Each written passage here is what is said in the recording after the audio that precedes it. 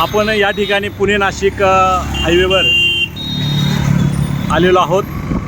खऱ्या अर्थानं भाम या ठिकाणी प्रचंड अशी ट्रॅफिक जाम झालेली पाहतोय।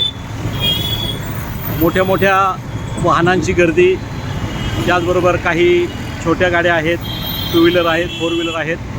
खऱ्या अर्थानं या ठिकाणी ही जी गर्दी आपण पाहतोय ही नेहमीच झालेलं आहे। कधी या गर्दीतून आपण मुक्त होणार हा मोठा प्रश्न आपल्या नागरिकांना, प्रवाशांना पडतोय। खरं तर पुणे आणि नाशिक हा महामार्ग आणि या महामार्गावर या ठिकाणी जो मोहोर उड्डाण पूल होणार कधी हा मोठा प्रश्न उभा राहिला आहे। बऱ्याच ठिकाणी आपण पाहतोय की ही गर्दीच गर्दी या ठिकाणी पाहायला मिळते। बघूया आता यापासून कधी आपण मुक्त होतोय।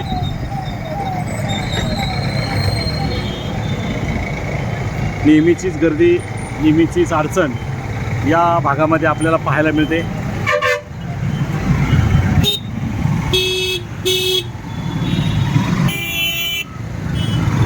कुठल्याही प्रकारचं पोलीस प्रशासन या ठिकाणी दिसत नाही, हेच आपलं दुर्दैव आहे।